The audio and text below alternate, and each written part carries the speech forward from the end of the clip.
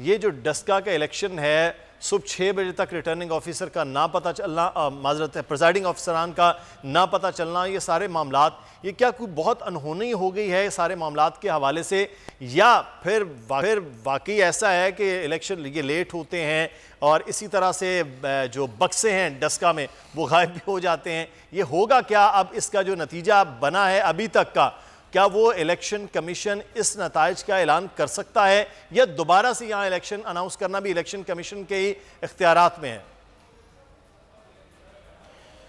بسم اللہ الرحمن الرحیم۔ مدثر اقبال، تھوڑا سا ہم پیچھے جائیں تاکہ عوام کو یاد دلائیں کہ انتخابات کیسے ہوتے رہے ہیں۔ یہ ابھی جو سندھ سے بات ہو رہی تھی پیپلز پارٹی کے نمائندے کی، تو میں انہی کو یاد دلا دوں 13 کے الیکشن میں ظفر لغاری صاحب کا بیٹا تھا، شاید عامر لغاری اس کا نام تھا، تیسرے دن انتخابات کے تیسرے دن اسلام آباد میں آیا اور کسی توسط سے میرے تک پہنچا کہ جی یہ ہمارا رزلٹ نہیں آؤٹ ہو رہا اور ہمارے مقابلے میں جو بندہ ہے وہ بہت پیسے والا ہے۔ تو ریٹرننگ افسر کو میں نے فون کیا، میں نے کہا کہ یار 24 گھنٹے میں رزلٹ آنا چاہیے تھا، 48 گھنٹے میں آنا چاہیے تھا، 72 گھنٹے ہو گئے، یہ کیا چیز ہے جو آپ کمپائل نہیں کر سکتے؟ اور اس کے بعد یہ ان کو میرا شکر گزار ہونا چاہیے کہ ان کا نمائندہ جو ہے وہ جیت گیا تھا۔ بات یہ ہے کہ پہلے بھی یہ ڈیلے ہوتی رہی ہے اور بہت زیادہ ہوتی رہی ہے۔ یہ جو میں نے اسپیسیفک مثال آپ کو دی ہے اس میں 72 گھنٹے کی ہے، لیکن میں یہاں پہ یہ چند گھنٹوں کی جو ڈیلے ہے اس کو بھی کنڈون نہیں کرنا چاہتا۔ میں اس پہ آپ کو بتانا چاہتا ہوں کہ کہاں پہ ذمہ داری الیکشن کمیشن کی ہے اور کہاں پہ ذمہ داری لوکل ایڈمنسٹریشن کی ہے۔ لوکل ایڈمنسٹریشن نے الیکشن کمیشن کو لا اینڈ آرڈر کی سچویشن دینی ہوتی ہے، اور میں حیران ہوں کہ جتنے بھی انتخابات، مجھے یار ایک اور یاد آیا کہ سندھ ہی میں انتخابات ہو رہے تھے، تو وہاں پہ ایک بندے نے مجھے رابطہ کیا کہ جی یہاں پہ تو بہت زور کا اور طاقت کو سلام ہے اور ان کے بغیر کسی کو سانس نہیں لے سکتے، ووٹ کسی کو کیسے دے سکتے ہیں؟ تو میں نے کہا ہم آپ کی کیا مدد کر سکتے ہیں؟ اس نے کہا کہ جی ہر پولنگ سٹیشن پہ 2 فوجی جوان کھڑے کروا دیں، اور ہم نے وہاں پہ فوجی جوان کھڑے کروائیں اور وہ ان کا جائز نمائندہ جیتا۔ بات یہ ہے کہ ابھی جو اس الیکشن میں 2 لوگوں کی جانیں گئیں، اس میں ڈسٹرکٹ ایڈمنسٹریشن، پنجاب کی پوری ایڈمنسٹریشن ان دونوں جانوں کی ضیاع کی ذمہ دار ہے۔ اور میں یہ کہتا ہوں کہ کیا الیکشن کمیشن نے، اس لیے کہ ہم جتنے بھی انتخابات کراتے تھے اس میں to doubly ensure the safety of the lives of the voters, ہم اس کے لیے فوج کے جوانوں کو وہاں پہ وہ الیکشن کی سپرویژن نہیں کرتے تھے، وہاں لا اینڈ آرڈر کی سپرویژن کرتے تھے، اس لیے کہ پولیس تو گنڈوں سے یا ملی ہوتی ہے یا ڈرتی ہے یا خریدی جا سکتی ہے۔ فوجی جوان جو ہے وہ تو پاکستان کا سپاہی ہے، ان کے اوپر ہماری جان بھی قربان۔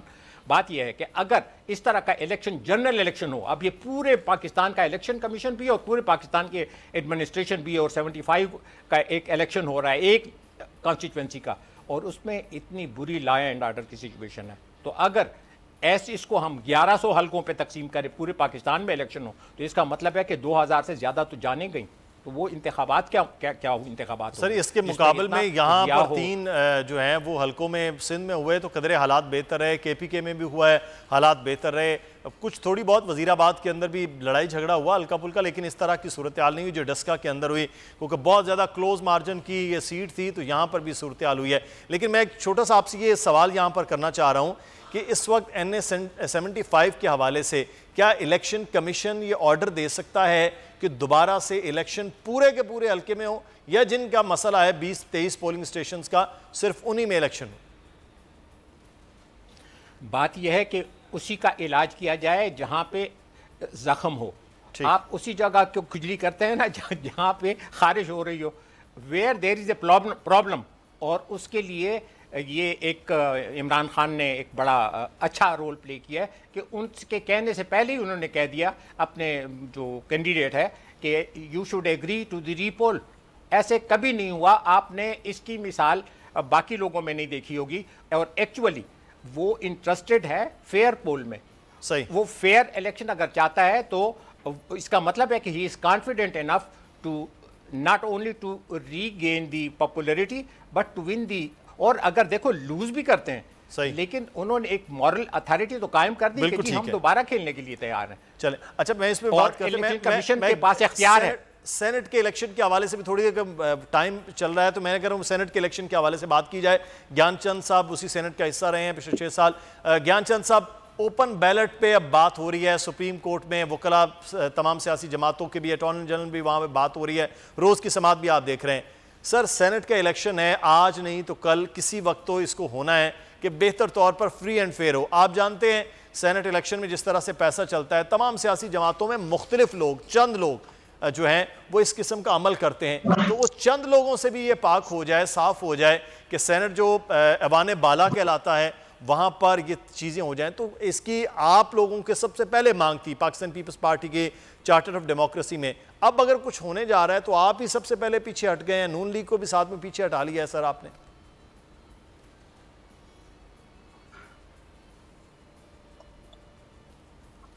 گیان چند صاحب سن سکتے ہیں سر؟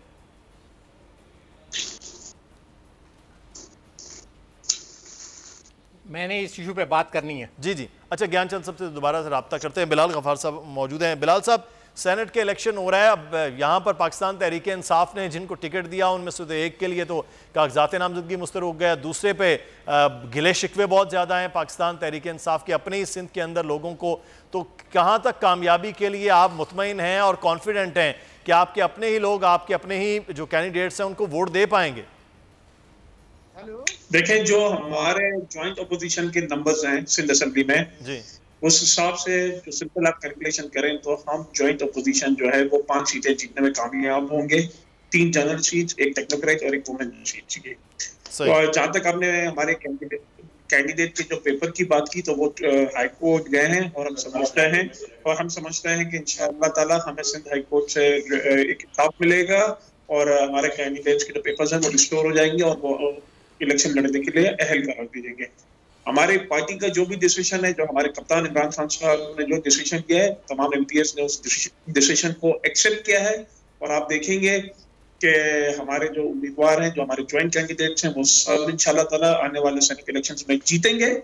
لیکن میں یہاں پہ ایک بات کہنا چاہتا ہوں کہ 2-3 دن پہلے چیف منسٹر مراد علی شاہ صاحب نے ایک اسٹیٹمنٹ دیا, ان کا ویڈیو پیغام بھی آیا کہ ہم اس الیکشن میں سرپرائز دیں گے اور ہم 10 سیٹیں نکالنے میں کامیاب ہوں گے. ایکسپٹ کر رہے ہیں کہ وہ ہارس ٹریڈنگ کریں گے. وہ منڈی جو ہے ہمیشہ جو سینٹ کے الیکشنز میں چلتی ہے وہ واپس اسی ٹیکٹکس پہ جا رہے ہیں. وہ کیا بتانا چاہ رہے ہیں؟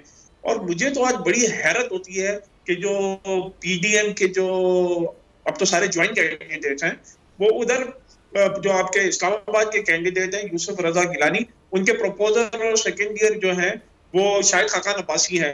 اور یہی نواز شریف جو ہے وہ یوسف رضا گیلانی کو ڈسکوالیفائی کرنے کے لیے کالا کوٹ پہن کے سپریم کورٹ پہنچے تھے.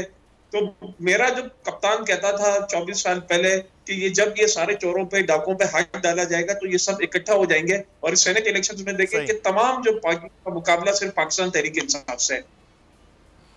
صحیح, بالکل صحیح ہے. یہ تو بہرحال اب وہ اکٹھے ہیں, تائید کنندہ, تجویز کنندہ 3 وزراء اعظم گئے سابق, اور تینوں وزیر اعظم میں 1 نون لیگ اور 2 پاکستان پیپلز پارٹی کے تھے. لیکن پاکستان پیپلز پارٹی کا وعدہ خود یہ تھا, گیان چند چاہ رہی ہے کہ جو نواز شریف اس وقت کالا کوٹ پہن کے گئے تھے وہ اس وقت غلط تھے یا آج غلط ہیں؟ چلیے گیان چند صاحب سے میں یہ جان لیتا ہوں. گیان صاحب, آج نہیں تو کل سینٹ کو ان تمام تر عمل سے جو چند لوگ ہیں جو پیسے کا استعمال ہو اس سے پاک کر لیتے ہیں. دوسرا یہ جو دعویٰ ہو رہا ہے کہ 10 آپ لوگوں نے کینڈیڈیٹ بھی دے دیے ہیں, 10 سیٹیں بھی لے لیں گے سندھ کے اندر سے, تو سر 10 کا تو نمبر نہیں بنتا ہے آپ کا پاکستان پیپلز پارٹی کا. سبسکرائب کریں اور بیل دبائیں تاکہ کوئی خبر رہ نہ جائے.